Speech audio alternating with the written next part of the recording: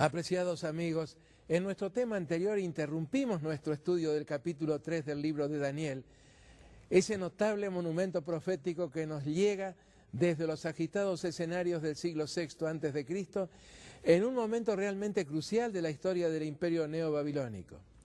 Ahora, y con los recursos de un poco de imaginación, quisiera invitarlos a acompañarme en un veloz viaje a través del tiempo y del espacio, a fin de revivir juntos las emotivas y desusadas instancias del incidente que estábamos considerando. Así que, allá vamos, y ya nos encontramos en la planicie de Dura, a no mucha distancia de Babilonia, en algún momento del año 594 a.C.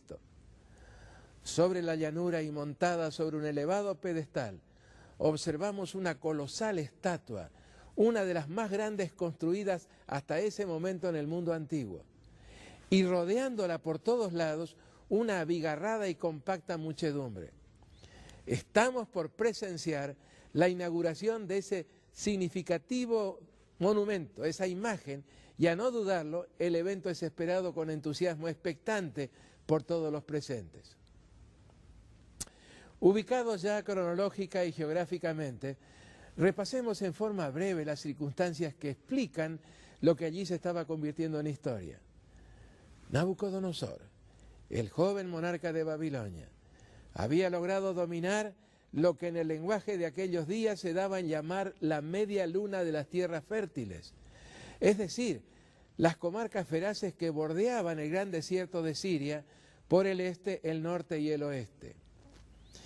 La conquista de buena parte del cuerno occidental de esa media luna de las tierras privilegiadas había determinado el sometimiento del reino de Judá. Lo único que aún subsistía de lo que había sido el extendido reino de David y Salomón. Jerusalén había caído en el año 605 a.C. y al retirarse las tropas babilónicas, luego de dominar toda aquella comarca, habían llevado consigo a Mesopotamia a un buen grupo de jóvenes hebreos.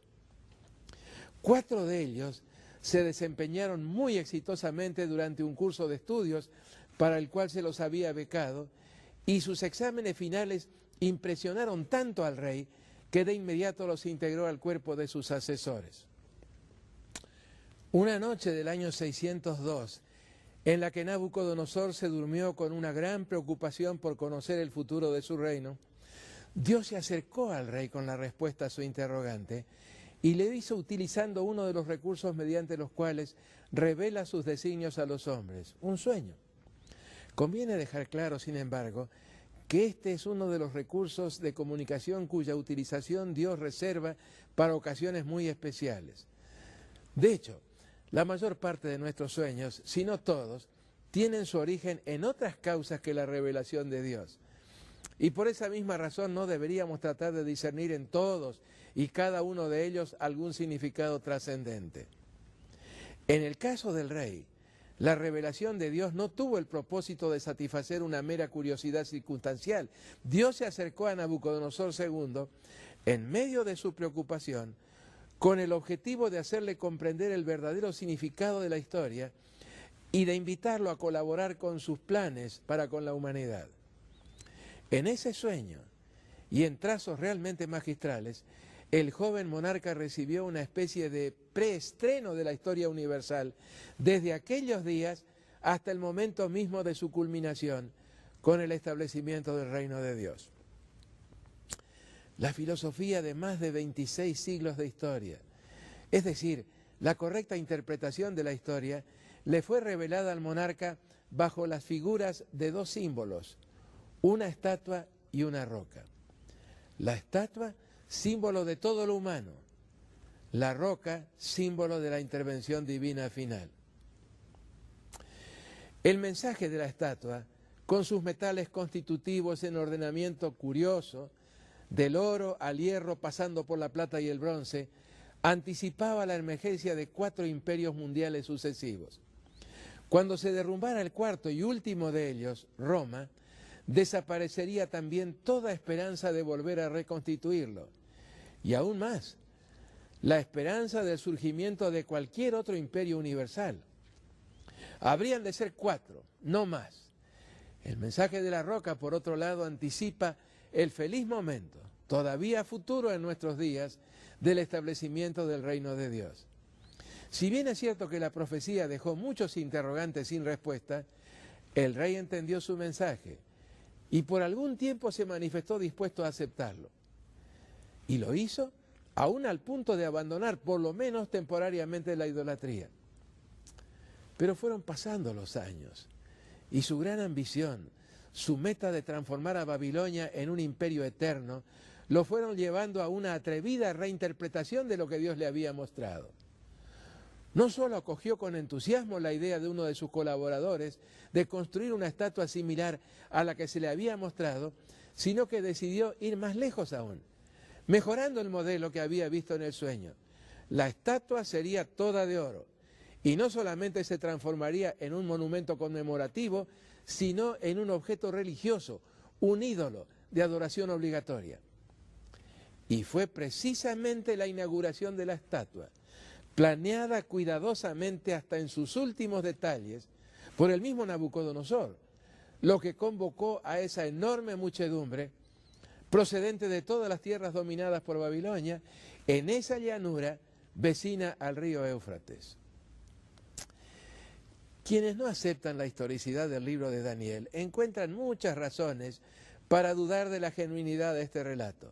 Por ejemplo, insisten en que las dimensiones de la estatua son totalmente anómalas, ya que mientras las proporciones normales de la figura humana establecen una relación promedio de 5:1 entre la altura total y el diámetro de la cintura, la de la estatua habría sido de 10:1, y su resultado una figura quijotesca realmente deforme, que más habría provocado repulsión que adoración. Pero saben, amigos, las dimensiones que consigna el libro de Daniel le prestan un sabor auténticamente babilónico al relato.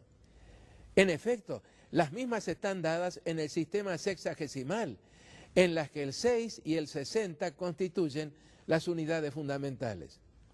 Si ustedes leen el primer pasaje del capítulo, observarán que se habla de 60 codos de altura por 6 de anchura, que en nuestro sistema decimal equivaldrían más o menos a 30 metros por 3 metros. Volviendo a la objeción que estamos comentando, todo este supuesto problema de las dimensiones antiestéticas se resuelve si suponemos un elevado pedestal, tal vez de 15 metros de altura, y la estatua de otros 15 metros, erigida sobre esa plataforma. La palabra aramea tselem, imagen, no significa necesariamente que todo un monumento haya estado constituido por la estatua. ¿Acaso no decimos que la Estatua de la Libertad, a la entrada del puerto de Nueva York, tiene 92 metros de altura? Pues la verdad es que no los tiene. La estatua solo tiene 33 metros. Todo el resto es pedestal. ¿Qué problema habría entonces en suponer algo parecido con la de la estatua de Nabucodonosor? Otra objeción que se esgrime en contra de la historicidad del relato está relacionada con los nombres de los instrumentos musicales de la orquesta que habría de amenizar la ceremonia inaugural. Se los menciona en 3 versos del capítulo, los versos 5, 7 y 10. En las versiones castellanas o españolas se los traduce como bocina, flauta, tamboril, arpa, salterio y zampoña. Pero en el original se observa que algunos de estos nombres son derivados del griego. Por mucho tiempo se argumentó que estos nombres revelaban un origen tardío para el libro de Daniel, tal vez escrito no antes del siglo II a.C. La arqueología se ha encargado de restar toda trascendencia a esta impugnación. En efecto, son varias las inscripciones cuneiformes encontradas entre las ruinas de Babilonia que revelan que Nabucodonosor tuvo artesanos griegos, incluso algunos músicos en su corte. Es lógico suponer entonces que esos griegos trajeron consigo estos instrumentos y muy pronto se generalizó en Babilonia los nombres que ellos les daban. Volvamos ahora al hilo de los acontecimientos. En palcos especialmente construidos para la ocasión, y al son de esa orquesta formada por 3 instrumentos de viento y otros 3 de cuerda, y aún algunos de otras clases, los funcionarios babilónicos y los magnates de la tierra se fueron ubicando para presenciar la imponente ceremonia inaugural. siendo que Nabucodonosor iba a lanzar un reto público a la divinidad que le había revelado el futuro, y considerando que el rey trataría de arrebatar a Dios en ceremonia pública el control de la historia, ¿habrán sido solamente seres humanos los que fueron ocupando ese escenario? Si entendemos bien la perspectiva de la historia que nos proporciona la Biblia, no nos resultará difícil concluir que otros seres invisibles, suprahumanos, de naturaleza espiritual, también fueron ocupando posiciones estratégicas en anticipación de lo que podría ocurrir.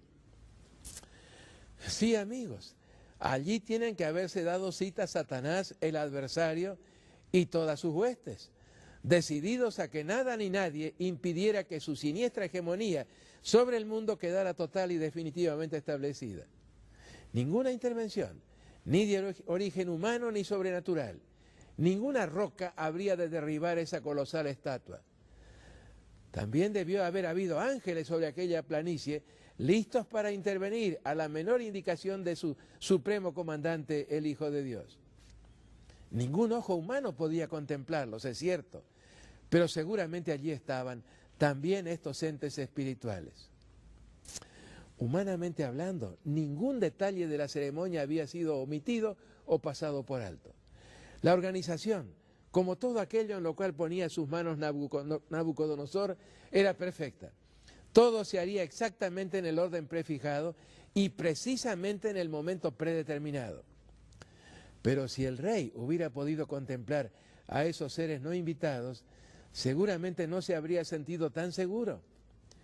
¿Intervendrían o se limitarían solamente a presenciar la escena a fin de registrarla en esos libros infalibles en los que se lleva en los cielos la cuenta exacta de todo lo que hacen los hombres y las naciones? Pronto se lo sabría. Entre tanto, un repicar de sonoros timbales y el penetrante sonido de 1000 trompetas, arpas, salterios y otros instrumentos musicales electrizó a la enorme concurrencia. El rey se acercaba y la ceremonia habría de comenzar en pocos instantes más. En su transcurso, todos debían postrarse frente a la estatua, símbolo del poderío y de la arrolladora pujanza de Babilonia. Y para que no quedaran dudas, a corta distancia, un horno humeante y sobrecalentado anticipaba el castigo que correspondería a cualquier transgresión a la orden del rey. Esto del horno también ha sido objeto de algunas observaciones críticas. Pero saben, amigos, estos hornos eran bastante comunes en Caldea, donde tanto escaseaba la piedra. Se los utilizaba para fabricar ladrillos y se los hacía de forma cónica con una abertura para el combustible consistente mayormente en paja o el petróleo de la zona. Al margen de este uso, también se los utilizaba para castigar a siervos rebeldes, como lo demuestran inscripciones cuneiformes procedentes del segundo milenio antes de Cristo. Es más, este tipo de ejecución parece haber sido de la predilección de Nabucodonosor, ya que Jeremías nos dice que se generalizó una especie de refrán o maldición que decía, allí está en Jeremías 29, 22, póngate Jehová como a Sedequías y como a Acab, a quienes asó al fuego el rey de Babilonia. Se ha descifrado también una inscripción cuneiforme en la que Nergal-Sharezer, yerno de Nabucodonosor, aparece afirmando haber quemado a adversarios y rebeldes.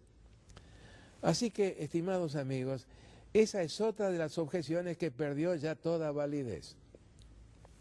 El relato de la ceremonia de inauguración de la estatua no menciona a Daniel, aunque sí a sus 3 compañeros. Daniel seguramente no fue invitado a esa inauguración. El rey era impetuoso y prepotente, es cierto, pero sabía también cómo usar su inteligencia. ¿Cómo podría haberse sentido cómodo en esa ceremonia bajo la escrutadora mirada de Daniel? No, Daniel y la interpretación que había dado al sueño no debían aparecer para nada en la escena.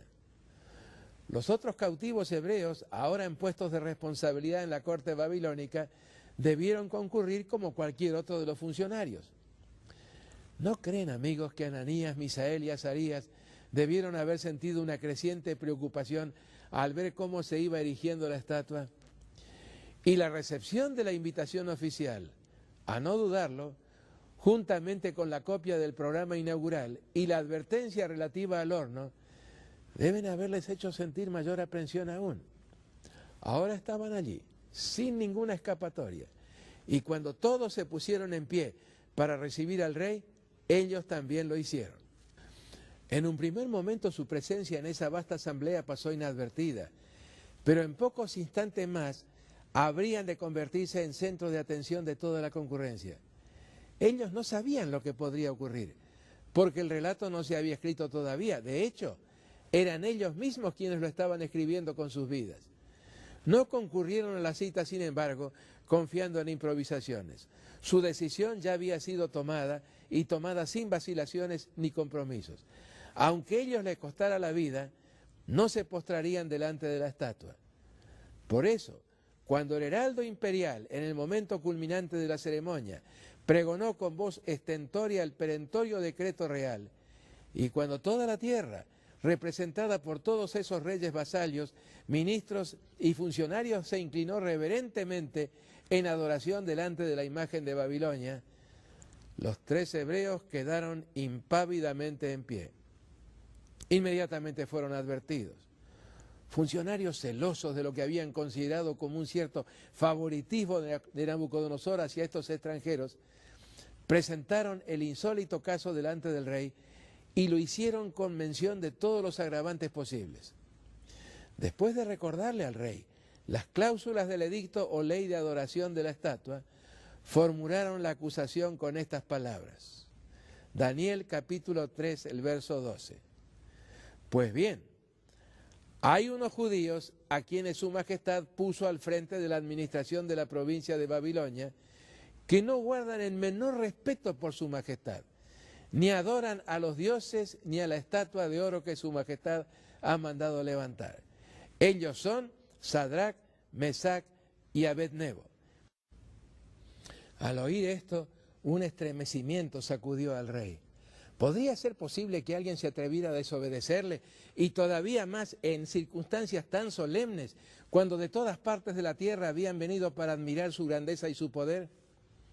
La audiencia, azorada y estupefacta, frente a lo que no alcanzaba a comprender, abrió paso a los oficiales que ya traían a los acusados hebreos a la presencia del rey. Una verdadera muchedumbre se agolpó en torno del rey, sumamente interesada en ver qué haría ahora y cómo resolvería el problema que se le había presentado tan inesperadamente y que socavaba las bases mismas del prestigio de Babilonia. El diálogo fue tenso, rápido y breve. Un gobernante fuera de sí, y más aún cuando está rodeado por gente que lo contempla con no disimulado interés, no puede razonar con calma. Los 3 jóvenes percibieron de inmediato que las cosas no estaban para explicaciones largas y mucho menos para argumentar o discutir.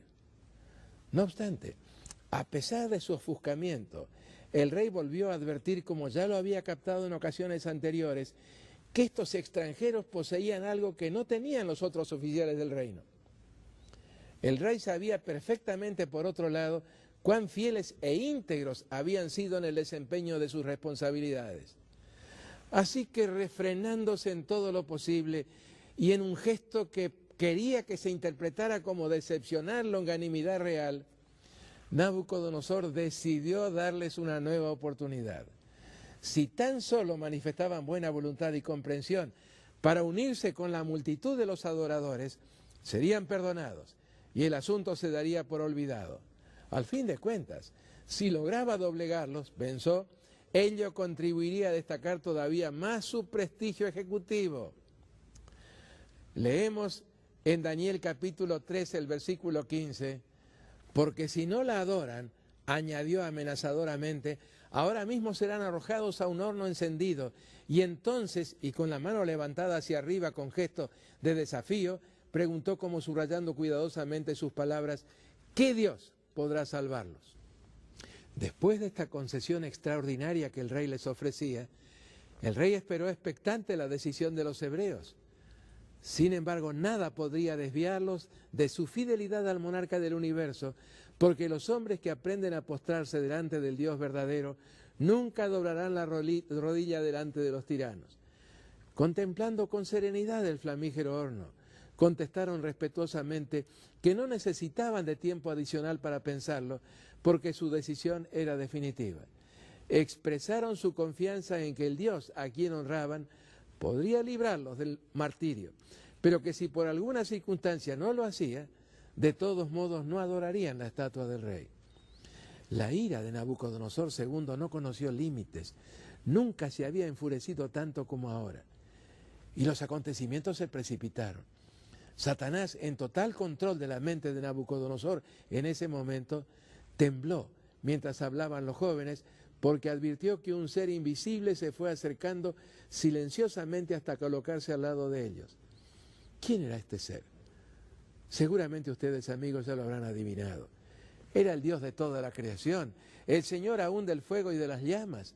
¿Qué podrían ahora contra ellos la furia del monarca y el humeante horno? El rey, sin embargo, que no veía más allá del alcance de sus ojos, nada percibió de estas realidades espirituales. Y con voz alterada por la indignación dio la orden, y la sentencia se cumplió de inmediato.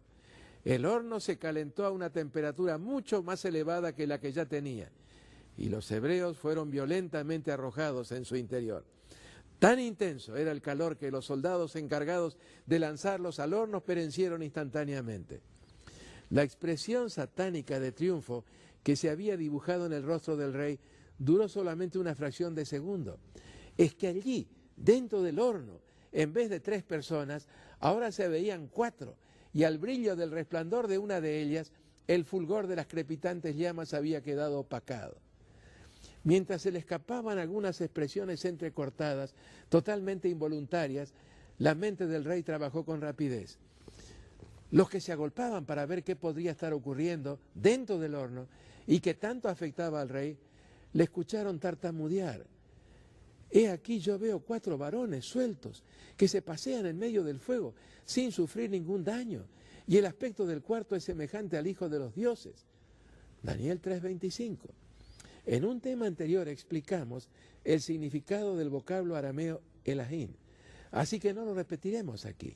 Lo que el rey estaba diciendo en realidad era, y el aspecto del cuarto es semejante al Hijo de Dios. ¿Cómo sabía el rey cuál era el aspecto del Hijo de Dios? Tal vez no podamos dar una respuesta definitiva a esta pregunta, pero algo podemos suponer. A través de la vida y la conducta que habían caracterizado a estos hombres jóvenes, a quienes el rey había traído como cautivos desde su lejana patria, Nabucodonosor había alcanzado a captar algunos vislumbres de la segunda persona de la divinidad, de tal manera que en esa cuarta persona, extraordinariamente refulgente, el rey reconoció al Hijo de Dios. De inmediato y olvidado de todo lo que lo rodeaba, Nabucodonosor se levantó de su trono y acercándose trémulo a la boca del horno, emocionado los llamó por sus nombres, reconociéndolos públicamente como siervos del Dios Altísimo. En cuanto salieron del horno, todo orden y protocolo desapareció de aquella vastísima concurrencia, mientras que sátrapas, gobernarios, funcionarios ministeriales y militares, en una palabra todos los presentes, se agolpaban profundamente interesados en tratar de entender lo que había ocurrido. De acuerdo al registro bíblico, obedeciendo la orden del rey, registrada en Daniel capítulo 3, 26 y 27, la orden que decía, salgan y vengan aquí. Los 3 salieron de entre las llamas y todas las autoridades de la nación allí presentes se acercaron a aquellos hombres cuyos cuerpos no habían sido tocados por el fuego y comprobaron que ni un pelo de la cabeza se les había chamuscado ni sus vestidos se habían estropeado y que ni siquiera olían a quemado. Lo único que se había quemado, mis amigos, y sin dejar rastro alguno, habían sido las cuerdas con las que se los había atado para echarlos en aquel horno candente.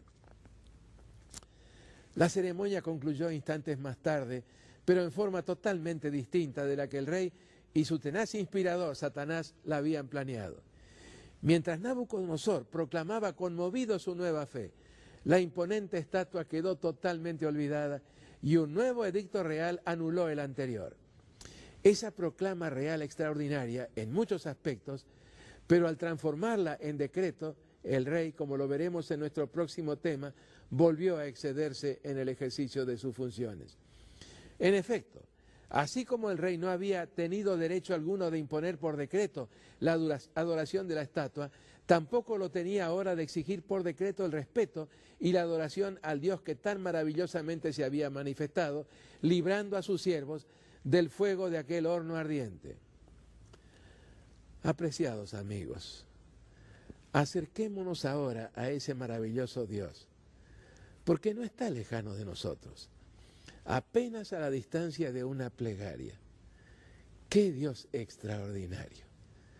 Estos tres jóvenes lo habían conocido como una vivencia personal, tenían comunión con Él y estaban seguros de que si su voluntad era salvarlos del horno, habría de hacerlo.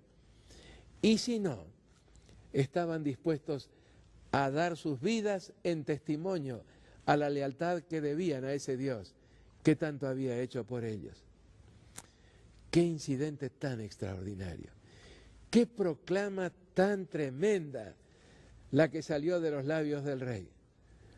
Admiramos lo que el rey dijo, aunque no podemos aceptar todos los alcances de esa declaración, porque amenazar con la muerte por descuartizamiento a cualquiera que dijera alguna palabra contra el Dios de los hebreos estaba más allá del alcance del poder del rey. Sí, a ese Dios, a nuestro Dios, elevemos nuestros pensamientos en una plegaria, agradeciéndolo por lo que hace por nosotros y al mismo tiempo pidiéndolo que continúe mediante su Espíritu su obra en nuestras vidas. Cerremos nuestros ojos en oración de gratitud y alabanza a nuestro Dios.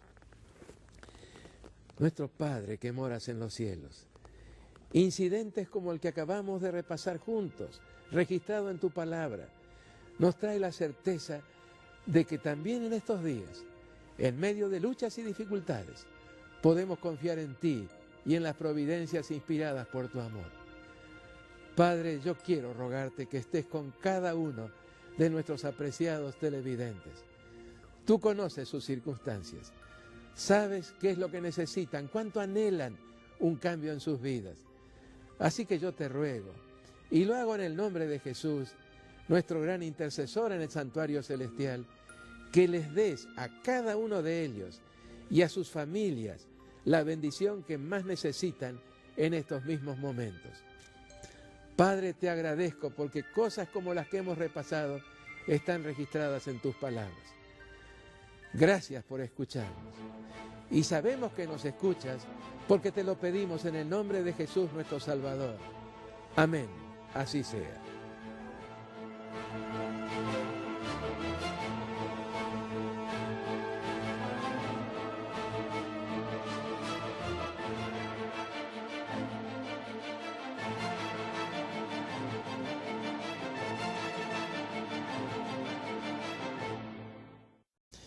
La conquista de buena parte del cuerno occidental de esa media luna de las tierras privilegiadas había determinado el sometimiento del reino de Judá. Lo único que aún subsistía de lo que había sido el extendido reino de David y Salomón. Jerusalén había caído en el año 605 a.C. y al retirarse las tropas babilónicas, luego de dominar toda aquella comarca, habían llevado consigo a Mesopotamia a un buen grupo de jóvenes hebreos. 4 de ellos se desempeñaron muy exitosamente durante un curso de estudios para el cual se los había becado, y sus exámenes finales impresionaron tanto al rey que de inmediato los integró al cuerpo de sus asesores. Una noche del año 602, en la que Nabucodonosor se durmió con una gran preocupación por conocer el futuro de su reino, Dios se acercó al rey con la respuesta a su interrogante.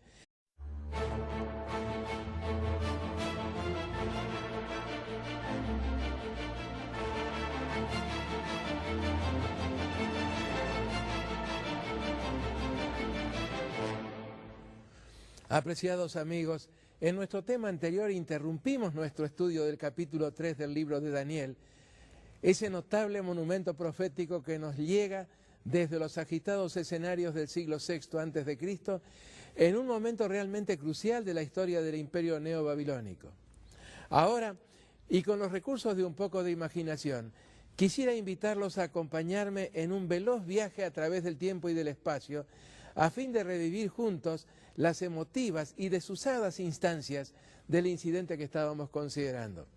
Así que, allá vamos, y ya nos encontramos en la planicie de Dura, a no mucha distancia de Babilonia, en algún momento del año 594 a.C. Estreno de la historia universal, desde aquellos días hasta el momento mismo de su culminación, con el establecimiento del reino de Dios. La filosofía de más de 26 siglos de historia, es decir, la correcta interpretación de la historia, le fue revelada al monarca bajo las figuras de dos símbolos, una estatua y una roca. La estatua, símbolo de todo lo humano, la roca, símbolo de la intervención divina final. El mensaje de la estatua, con sus metales constitutivos en ordenamiento curioso, del oro al hierro pasando por la plata y el bronce, anticipaba la emergencia de 4 imperios mundiales sucesivos. Cuando se derrumbara el cuarto y último de ellos, Roma, desaparecería también toda esperanza de volver a reconstituirlo.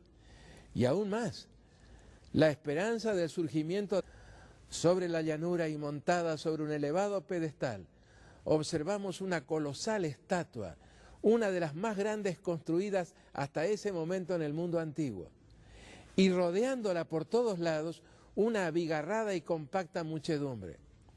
Estamos por presenciar la inauguración de ese significativo monumento, esa imagen, y a no dudarlo, el evento es esperado con entusiasmo expectante por todos los presentes. Ubicados ya cronológica y geográficamente, repasemos en forma breve las circunstancias que explican lo que allí se estaba convirtiendo en historia. Nabucodonosor, el joven monarca de Babilonia, había logrado dominar lo que en el lenguaje de aquellos días se daba en llamar la media luna de las tierras fértiles, es decir, las comarcas feraces que bordeaban el gran desierto de Siria por el este, el norte y el oeste. Y le hizo utilizando uno de los recursos mediante los cuales revela sus designios a los hombres, un sueño. Conviene dejar claro, sin embargo, que este es uno de los recursos de comunicación cuya utilización Dios reserva para ocasiones muy especiales. De hecho, la mayor parte de nuestros sueños, si no todos, tienen su origen en otras causas que la revelación de Dios. Y por esa misma razón no deberíamos tratar de discernir en todos y cada uno de ellos algún significado trascendente. En el caso del rey, la revelación de Dios no tuvo el propósito de satisfacer una mera curiosidad circunstancial. Dios se acercó a Nabucodonosor II en medio de su preocupación con el objetivo de hacerle comprender el verdadero significado de la historia y de invitarlo a colaborar con sus planes para con la humanidad. En ese sueño, y en trazos realmente magistrales, el joven monarca recibió una especie de